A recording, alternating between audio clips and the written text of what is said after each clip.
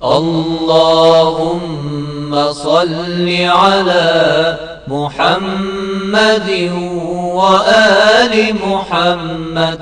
اللهم صل على محمد وآل محمد. اللهم صل على محمد وآل محمد. اللهم صل على محمد وآل محمد. صدری و یسر لی امری واحلل عقدۃ من لسانی یفقهوا قولی. مذہب حق کا ہم تک پہنچا اور ہم نے اس پر عمل کیا. آل بیت علیہ السلام کے معارف کو، ان کی تعلیمات کو آنکھوں سے لگایا. لیکن آل بیت سے لے کر ہم تک مذہب جو پہنچا ہے، اس کے لیے بڑی کاوشیں، بڑی کوششیں کی. شیعہ مذہب کی ایک بہت لمبی تاریخ ہے. جس ملک میں جائیں داستانیں بھری ہوئی ہیں، تاریخ سے بھرا ہوا ہے شیعہ مذہب.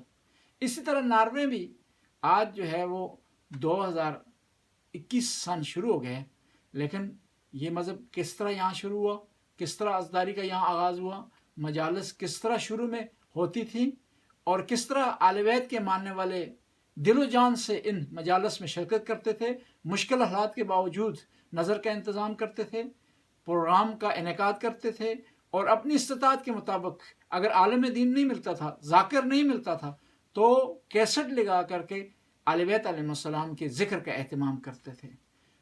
خلاصہ یہ ہے کہ ناروے میں ایک شیعہ تاریخ ہے، ایک بیک گراؤنڈ ہے، اور جن لوگوں نے یہ بیک گراؤنڈ رکھا اور ابتدا میں عزاداری کروائی، وہ ان کا تذکرہ کرنا، ان کا نام دینا، ان کی داستانیں بیان کرنا، ان کی مشکلات کو بیان کرنا ہمارے لیے ضروری. ان تمام داستانوں کو، مشکلات کو، تاریخ کو ہم اس کی جانچ پڑتال کرنے کے لیے آج یہاں ہم اکٹھے ہوئے ہیں. اب ہم آج سید سلیم اختر زیدی کی خدمت میں ہیں اور یہ ہمیں بتائیں گے ناروے میں شیعہ تاریخ سے متعلق. ہم آپ کو خوش آمدید کہتے ہیں اور خیر مقدمات کرتے ہیں. سب سے پہلے آپ اپنا تعارف کروائیں اور پھر جو ہے وہ ہم آگے آپ سے سوال کر کے بحث کو آگے لے جاتے ہیں. میرا نام سید سلیم اختر زیدی ہے اور میں ناروے میں سن 1971 سے مقیم ہوں. جی، آپ ہمیں بتانا پسند فرمائیں گے کہ ناروے میں سب سے پہلے مومنین کس سال میں یہاں آئے؟ ویسے تو جہاں تک میرے علم میں ہے 1967-68 میں بھی آئے، لیکن جو صحیح جو زیادہ تر مومنین تشریف لائے اس ناروے میں وہ سن 1971 کا سال ہے. جو مومنین یہاں تشریف لائے ہیں کس ملک سے ان کا تعلق تھا؟ زیادہ تر مومنین کا زیادہ تر پاکستانی مومنین تھے شروع میں. اور یہ آپ جو ہے یہ بھی بتائیں کہ یہاں پر عزاداری کا سلسلہ کس طرح شروع ہوا، اور آپ ان کے اس عزاداری کے بانیان میں سے ہیں، تو پہلی دفعہ آپ کے ذہن میں کس طرح آیا کہ عزاداری ہونی چاہیے اور پھر کس طرح آپ نے اس کا انتظام کیا؟ جی، یہ میں آپ کو بتاتا ہوں. ہوا یہ کہ جب ہم پاکستان سے، میرا تعلق کراچی سے ہے، تو جب ہم کراچی سے جرمنی آئے تو ہم 4 لڑکے تھے اور اتفاق سے ہم چاروں شیعہ تھے. جرمنی میں ہم بون میں پہنچے تو وہاں جو ہماری ملاقات ہوئی وہ ایک خان صاحب تھے پشتون کے، ان سے ہماری ملاقات ہوئی اور کچھ اور لوگ بھی تھے وہاں پہلے سے مقیم بون میں، وہ بھی شیعہ، جو شیعہ حضرات وہ مقیم تھے پہلے سے. تو ان سب نے مل کر جب محرم آیا تو ہم سب نے مل کر وہاں پر مجالس کا اہتمام کیا، اور وہاں سے ہماری جو واقفیت ہوئی خان صاحب سے، وہاں سے بون سے واقفیت ہوئی. اس کے بعد پھر سن 1971 میں ہم ناروے منتقل ہو گئے. ہم نے جو ہے ناروے ہم تشریف لے آئے. یہاں پر جب محرم آیا پہلی دفعہ، تو کیونکہ ہم جرمنی میں پہلے محرم کر چکے تھے تو میں نے خان صاحب سے جو کانٹیکٹ کیا، ان کو فون کیا اور میں نے کہا یار یہاں پر محرم شروع ہو رہا ہے تو کیا کیا جائے، کس طرح. یہاں ہم لوگ پہلی دفعہ ہمیں نہیں پتہ یہاں شیعہ کتنے ہیں کتنے نہیں، لیکن کم سے کم جن کو ہم جانتے ہیں ہم سب مل کے تو کچھ اہتمام کر سکتے ہیں. تو خان صاحب بھی اس بات پہ راضی ہوئے، اور کیونکہ ان کا گھر چھوٹا تھا تو انہوں نے کہا کہ ہم آپ کے گھر پہ ہم مجلس رکھتے ہیں. تو میرا گھر خود بھی اتنا بڑا نہیں تھا، میں اور مرتضیٰ زیدی جو ہیں ہم اکٹھے رہتے تھے، اور گھر جو ہے وہ اتنا بڑا نہیں تھا، لیکن پھر بھی ہم نے وہاں پر مجلس کا اہتمام کیا. اور ہم لوگ جو اس مجلس میں شامل تھے وہ میں تھا، اور وہ خان جو پشاور کے پشتون جو خان تھے وہ تھے، مرتضیٰ زیدی تھے، اختر مہندی تھے، اور میرا ماموں تھا ایک جمیل اختر کاظمی، اور نجیب نقوی تھے، اور ملک یوسف اور چودھری ریاض صاحب. ہم 7 آدمیوں نے مل کے وہاں مجلس کا اہتمام کیا. تو اس منظر کس طرح کا منظر تھا کہ مجلس آپ کے ذہن میں ہوگا کہ خوش ہوئے ہوں گے کہ ہمیں مجلس کا موقع امام نے فراہم کر دیا ہے، وہ کیفیت کیا تھی اس کو تھوڑا بیان کر بس سکتے ہیں؟ اس کیفیت کو تو میں بیان نہیں کر سکتا، کیونکہ ایک عجیب ہی آپ کو پتہ ہے جب شیعوں کے لیے جب محرم آتا ہے تو کیسی کیفیت ہوتی ہے.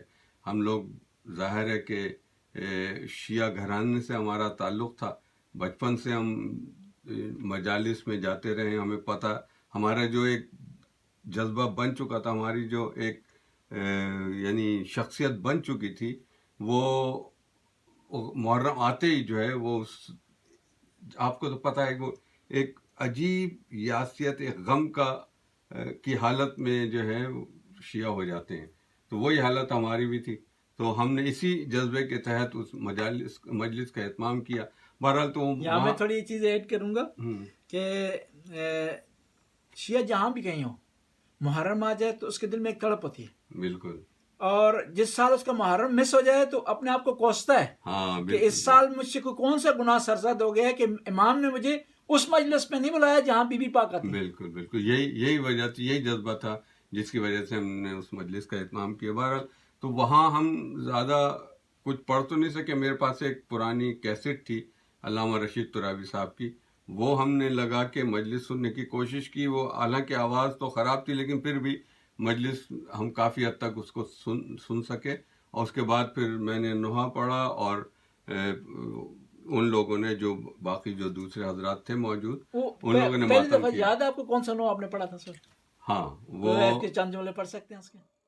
بڑھتا رہے یہ کارواں رکنے نہ پائے، یہ قدم چار رہے اپنا علم. پہلی مجلس میں آپ نے یہ نو پڑھا جی اور وہاں پر کیسٹ سے آپ نے مجلس سنی، جی.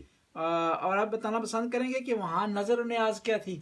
کیونکہ مجلس ایک حصہ ہے نظر و نیاز، تو اس کس طرح نظر نیاز کا نظر نیاز جو ہے وہ ظاہر ہے کہ ہم لوگ نہ کچھ پکا سکتے تھے، نہ زیادہ ہم لوگوں کو اس بات سے وہ تھی. تو جو اپنے خان صاحب تھے وہ لے کے آئے تھے وینو بیرو، ہاں وینو بیرو لے کے آئے تھے، اور وہی اسی سے ہم نے مطلب وہی بانٹی تھی چائے کے ساتھ، جس سے کہ چائے کے ساتھ وہ ہم نے جو ہے پہلا ہمارا حصہ تھا. بلکہ پہلا بھی تھا، اور بعد میں جو ہم کرتے رہے مجالس اس میں بھی وہ کافی سالوں تک وہی بانٹتے رہے. جی. تو کتنے افراد نے پہلی مجلس میں شرکت کی؟ حدوداً کتنے افراد تھے تقریباً؟ ہم نے بتایا نا میں نے کہ 7 افراد تھے، جس میں وہی افراد تو اس وقت کافی شیعہ آ چکے ہوں گے، لیکن اتنے کم نہیں، افراد اس وقت اتنے افراد زیادہ نہیں شیعہ آئے نہیں تھے وہاں. شیعہ آئے تھے، لیکن ایک تو یہ کہ ہمارا کانٹیکٹ ان سے نہیں تھا، اور دوسرے یہ کہ اتنے زیادہ آئے بھی نہیں تھے اس وقت تک. اس وقت نہیں آئے تھے. جی. تو وہ آپ ان کے نام جو چیدے افراد کے لے سکتے ہیں کہ جو ایک دفعہ ریپیٹ کر سکتے ہیں کہ کون کون سے افراد؟ جی، ان میں ایک مرتضیٰ زیدی تھے، اختر مہندی تھے، جمیل اختر کاظمی صاحب تھے، اور نجیب نقوی صاحب تھے، ملک یوسف صاحب، اور چودھری ریاض صاحب جو ہیں بعد میں وہ سویڈن چلے گئے تھے. ٹھیک. اور جو ہے وہ اس کے بعد آپ بتا سکتے ہیں کہ آپ نے مجالس کا ایک سلسلہ شروع کر دیا. جی، ہم نے اس کا پھر سے ہوا یہ، میں بلکہ وہ بیچ میں کیونکہ آپ نے پوچھ لیا تھا سوال، لیکن میں بتانے یہ جا رہا تھا کہ ہوا اس طرح سے کہ وہ جہاں ہم نے مجلس کی وہاں ہماری شکایت ہو گئی، اس لیے کہ ظاہر ہے کہ جب ماتم کیا تو وہ شور ہوا، تو وہ جب شکایت ہوئی تو انہوں نے ہمیں خاص طور سے بلا کے کہا کہ صاحب یہاں پہ آپ یہ شور نہیں مچا سکتے اس طرح. تو پھر مجبوراً ہم نے یہ کیا کہ ہم نے جب آپس میں بات کی تو جو خان صاحب تھے ان سے ہم نے کہا یار کیا کیا جائے. تو وہ ان کو کیونکہ وہ یہاں کی یونین میں بھی تھے وہ خان صاحب جو تھے, تو انہیں پتہ تھا کہ ہال وغیرہ کیسے بک کرتے ہیں. تو انہوں نے فولکٹ ہیوز جو یہاں پر ہے کیا کہتے ہیں یہ یونگ اسٹور وے پر, وہاں پر انہوں نے ہال بک کرایا پہلی دفعہ, اور پھر وہاں ہم نے مجلس کا آغاز کیا. اس مجلس میں کتنے لوگ تھے تقریباً؟ اس میں کچھ لوگ بڑھ گئے تھے, مجھے ایگزیکٹلی تو یاد نہیں کہ کتنے لوگ تھے, لیکن یہ کہ اس میں کم سے کم میرے خیال میں 15-20 آدمی تو تھے. اور وہاں پر بھی کیسٹ کا استعمال کیا گیا سننے کے لیے؟ جی وہی, وہاں پہ بھی میرے ہی کیسٹ جو میرے پاس تھے. دراصل میں جب آیا تھا پاکستان سے تو علامہ رشید ترابی صاحب کی مجالس میں وہاں سنا کرتا تھا, وہی کیسٹ میرے پاس تھے, تو وہی میں نے لگایا اور وہ اس کو پھر مجالس. جو مجالس کی کیسٹ آپ کس لیے ساتھ لائے تھے؟ جو سفر پر لوگ جاتے ہیں دور پر تو لوگ اور قسم کا سامان نہیں, وہ ظاہر ہے آپ کو پتہ ہے شیعہ ہونے کی حیثیت سے یہ ایک جذبہ ہوتا ہے ہر شیعہ میں کہ وہ اپنے مولا کا نام کسی بھی طرح اپنے ساتھ رکھنا چاہتا ہے. تو ہم یہی سوچ کے لایا تھا کہ اگر کبھی محرم آئے گا تو وہ ہم مجلس کو سن سکیں گے. جی اس کے بعد جو ہے باقاعدہ علماء کا آنے کا سلسلہ کب سے شروع ہوا مجالس میں, یا ذاکرین کب سے آنا شروع ہوئے؟ یہ کیسٹ سے کب آگے بڑھے آپ کیسٹ کی؟ جی یہ ہمارا جو ہے یہ سلسلہ ابھی بعد میں آئے گا, پہلے اس کے بیچ میں بھی کافی چیزیں ہیں, کیونکہ کم سے کم 4-5 سال تک تو ہمارا جو ہے کسی ہم عالم دین کو بلا نہیں سکے تھے. شروع کے 4-5 سال جو ہیں جب تک ہم آرگنائز نہیں ہوئے, جب تک ہم نے کسی عالم دین کو نہیں بلایا. میں ہی بلکہ وہ ایک کتاب تھی میرے پاس مجالس کی, اسی سے میں مجلس پڑھ دیتا تھا یا وہ کیسٹ لگا دیتے تھے. ہماری یہ 2 ہی وہ تھی, اور پھر ماتم کرتے تھے. تو لیکن پہلے 2-3 سال تو میں پڑھتا رہا, پھر بعد میں اجمل قومی صاحب وہاں آ گئے تھے. یہ قومی برادران جو ہیں یہ آئے, اور انہوں نے بلکہ ایک بڑا اچھا کام بھی کیا. پہلے ہم کرسیوں پہ بیٹھتے تھے, انہوں نے کہا یار یہ کرسیاں کیوں رکھی ہوئی ہیں, یہاں فرش ادا ہونا چاہیے. تو انہوں نے کرسیاں ہٹا کے وہ پھر دریاں وغیرہ اپنے پاس سے لے آئے, انہوں نے وہاں بچھائیں, اور مجلس کا اہتمام جو ہے وہ مطلب فرش پہ ہونے لگا پھر. اور اسی سال وہ جب وہ آئے تو اسی سال انہوں نے ماتم وغیرہ کا بھی اپنے ہاتھ میں سنبھالا, انہوں نے نوئے وغیرہ پڑھنے شروع کیے. تو کبھی وہ پڑھتے تھے, کبھی ہم پڑھتے تھے. میں اور حسین موسی پڑھا کرتے تھے, اور وہ اجمل قومی اور اختر قومی جو ان کے بھائی اب ان کا انتقال ہو گیا, وہ پڑھا کرتے تھے. تو جو ہے وہ علماء سے پھر اس کے بعد کب سے تقریباً آنا شروع ہوا یہ اس کے بعد کہ ہم کریم شاہ صاحب کے گھر پھر اچھا وہ جو ہال میں جو مجالس ہوتی تھی اس کے علاوہ کوئی مومن جو ہے اپنے گھر میں بھی مجلس رکھنے لگا. ان میں سے 2 نام جو ہیں وہ میں آپ کو بتاتا ہوں کہ ایک تو ان میں ابن حسن نقوی صاحب تھے, ان کا بھی انتقال ہو گیا. ابن حسن نقوی جو اپنے جو ہے وہ حسنین شاہ صاحب کے بھائی ہیں. جی جی. تو ان کے گھر مجلس ہوتی تھی, اور کریم شاہ صاحب نے اپنے گھر مجلس رکھی. تو سن 1975 میں جب کریم شاہ صاحب کے یہاں مجلس ہوئی تو وہیں پر پھر یہ طے کرنے کی کوشش کی گئی. ہمارے خان صاحب نے کہا کہ بھائی اس کو آرگنائز کیا جائے, اور اس کی تائید جو مشتاق نقوی صاحب نے کی کہ ہاں اس کو واقعی آرگنائز کیا جائے. تو انہوں نے آرگنائز کرنے کے لیے جب بات چیت آگے بڑھی تو خان صاحب نے یہ کہا کہ میں سمجھتا ہوں کہ سلیم زیدی جو ہیں وہ اس کو سنبھالیں, اور ہم لوگ جو ہیں جو جس طرح یہ آگے لے کے چلیں گے ہم ان کے پیچھے چلیں گے. لیکن میں کیونکہ اس وقت ایک تو یہ کہ میری عمر کم تھی, دوسرے یہ مجھے کوئی اس کا تجربہ نہیں تھا, تو میں نے یہ کہا کہ بھائی میں اکیلا یہ کام نہیں کر سکتا. تو پھر اس بات پر یہ طے ہوا کہ ہر علاقے کے جو ہیں نمائندے لیے جائیں. تو پشاور سے خان صاحب تھے, اور کراچی سے میں اور احسن رضوی صاحب تھے, کوئٹہ سے حسین موسی صاحب تھے اور پنجاب سے مشتاق نقوی، ابن حسن نقوی اور کریم شاہ صاحب۔ جی پہلی جو آپ نے جب آپ نے سلسلہ باقاعدہ شروع کیا، ایک تنظیم آپ نے ظاہر بنائی ہوگی، سیٹ اپ بنایا ہوگا، پہلی جو تنظیم تھی سب سے پہلے اس کا کیا نام تھا جو بنائی آپ نے؟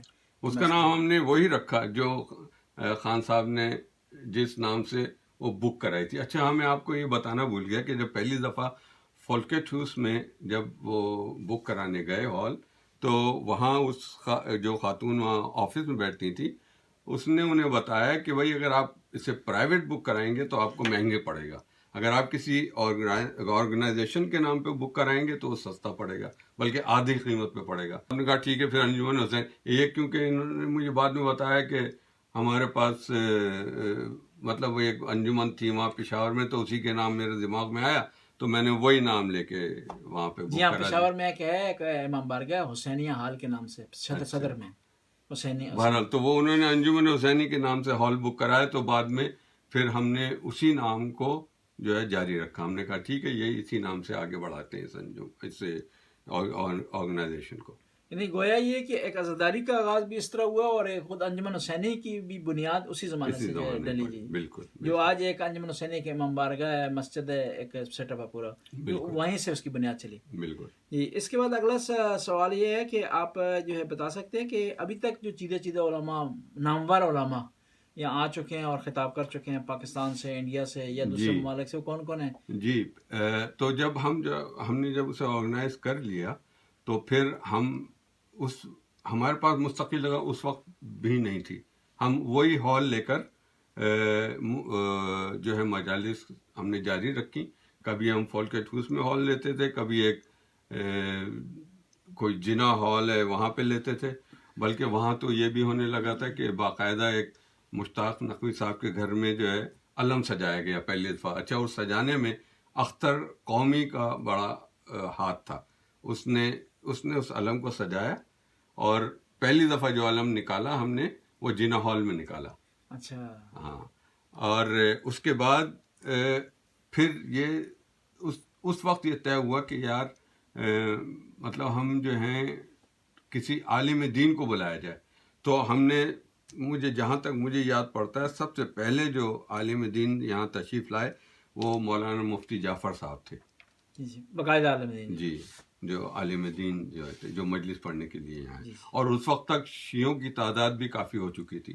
ہم لوگ کافی، یعنی جہاں تک مجھے یاد پڑتا ہے 50-60 تو ہوں گے، اور بلکہ فیملیز بھی آ چکی تھی، تو بہت سی باقاعدہ عورتوں کا الگ انتظام ہم نے کیا پردہ لگا کے، اور مردوں کا الگ انتظام کیا، تو اس طرح باقاعدہ جو ہے مجالس کا آغاز ہوا۔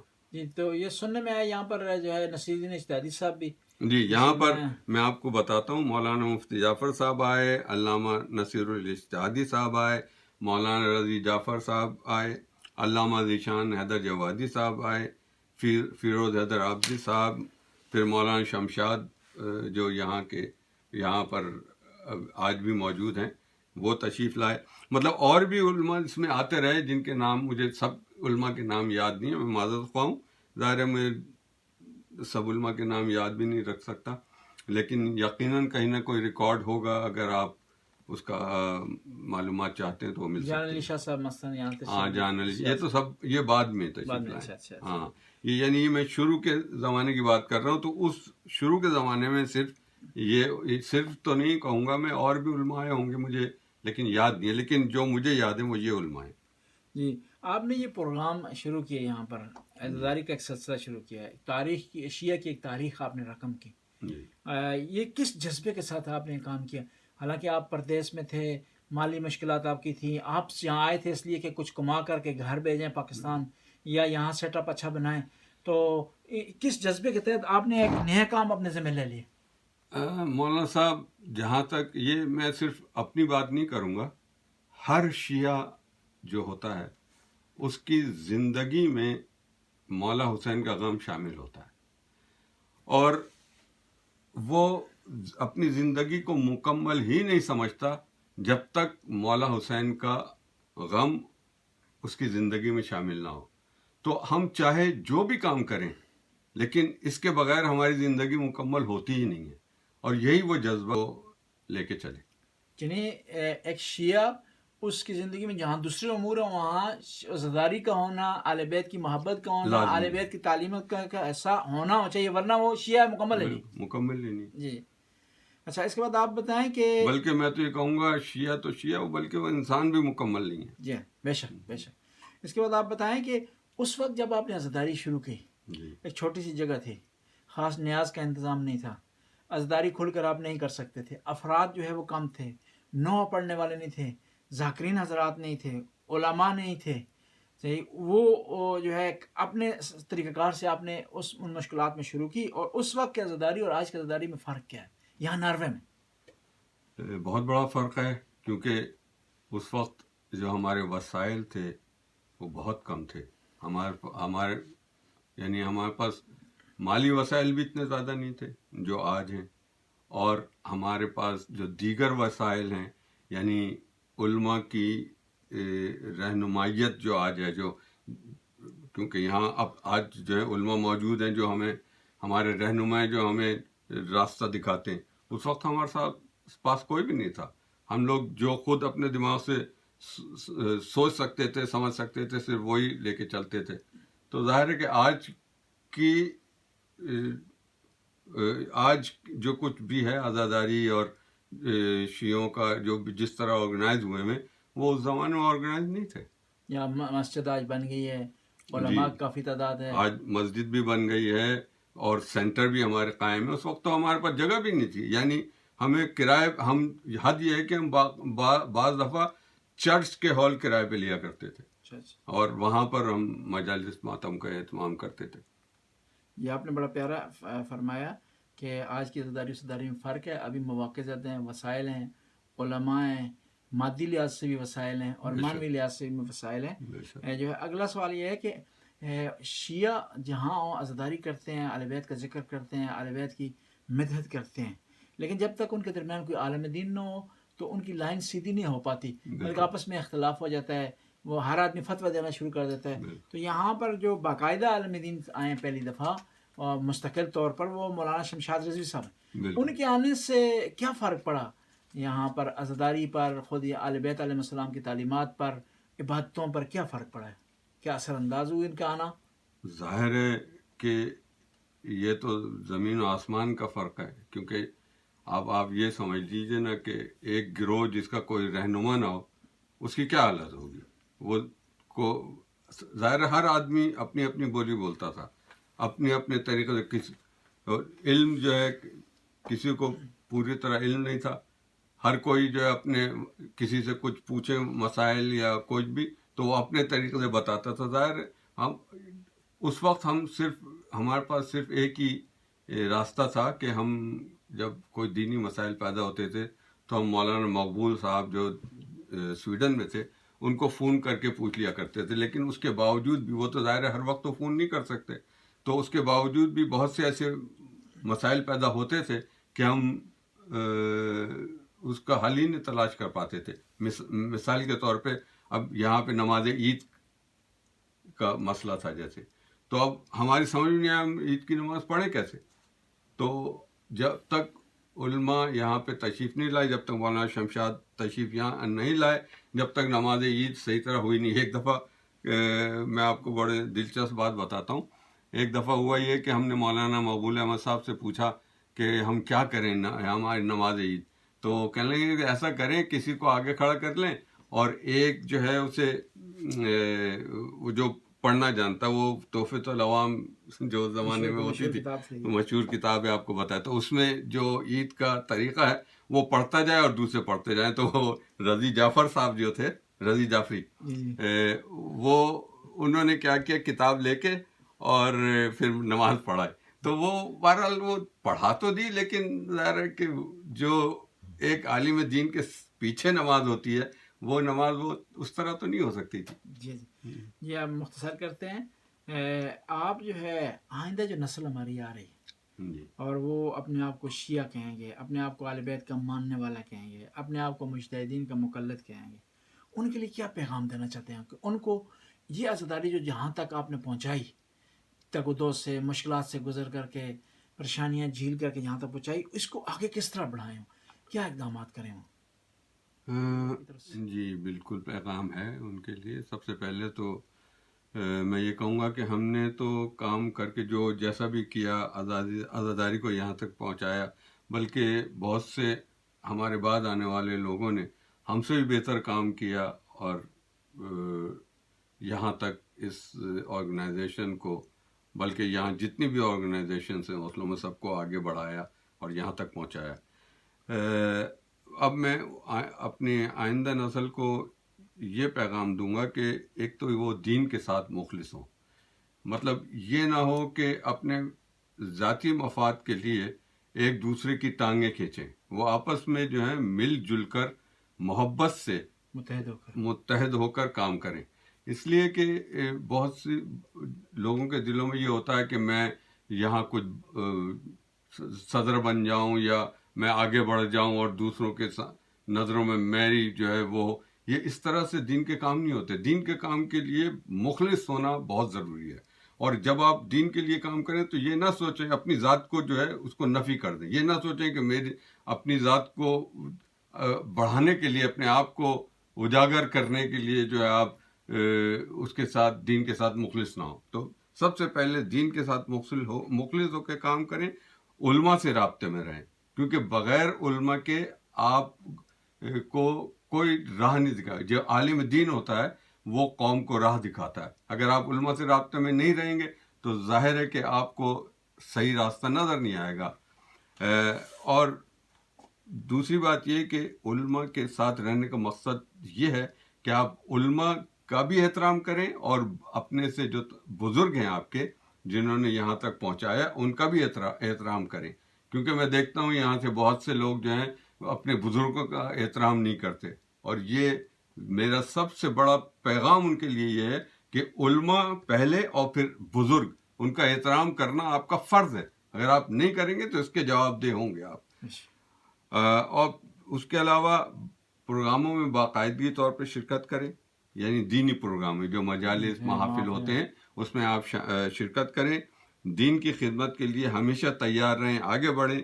اور اپنی آئندہ آنے والی نسلیں ہیں آپ کی، ظاہر ہے کہ اولاد ہے، ہاں، ان کی تربیت کا جو ہے اہتمام کریں. جی آخری سوال کی طرف جاتے ہیں. ماشاءاللہ آپ نے کافی جو ہے وہ ہمیں معلومات فراہم کی اور ایک ناروے کی شیعہ تاریخ آپ کے بیانات سے رقم ہوئی.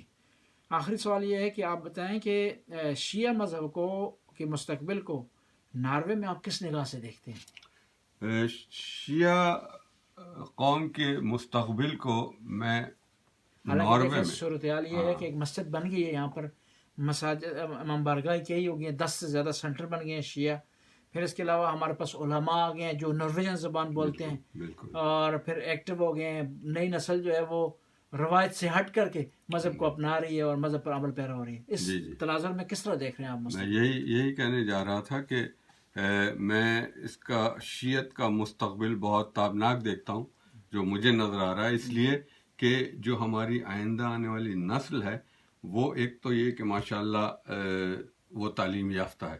یہاں پہ زیادہ تر لوگ جو ہے تعلیم حاصل کر رہے ہیں، اور اس بات کی مجھے واقعی بہت خوشی ہے کہ ہماری آئندہ آنے والی جو نسل ہے، جو ہماری نسل ہے جسے ہم چھوڑ کے جا رہے ہیں، وہ ہم سے زیادہ تعلیم یافتہ ہے. اور اس تعلیم یافتہ ہونے کی وجہ سے فائدہ یہ ہوا ہے کہ وہ آنکھ بند کر کے اپنے بزرگوں کے دین پہ نہیں چل پڑے. انہوں نے باقاعدہ ریسرچ کی، انہوں نے باقاعدہ اس کی تحقیق کی کہ یہ جو مذہب شیعہ ہے وہ ہے کیا. گہرائی سے دیکھا اس کو، انہوں نے گہرائی سے دیکھا اس کو، اور اسی وجہ سے وہ ہم سے بہتر شیعہ ہوں گے اور یقیناً وہ ہم سے بہتر جانیں گے. یہی وجہ ہے کہ ہماری جو آئندہ والی نسل ہے وہ یہاں سے جا کر، یعنی یہاں کے کئی بچے جو ہیں وہ جا کر دینی تعلیم حاصل کرتے ہیں اور وہاں سے باقاعدہ دینی تعلیم حاصل کر کے اور فارغ ہو کے یہاں واپس آتے ہیں. اور سب سے بڑی بات یہ کہ وہ اپنی جو یہاں کی مقامی زبان میں اس کے اندر دین کو پھیلاتے ہیں. تو جس سے فائدہ یہ ہوگا کہ ہو سکتا ہے کل کو جو یہاں کے جو مقامی لوگ ہیں ان میں بھی دین جو ہے رائج ہو اور وہ بھی جو ہے اسلام کی طرف راغب ہوں. جی ہم نے آج جو ہے مفصل انٹرویو لیا زیدی صاحب سے اور ان کے بیانات سے فائدہ اٹھایا.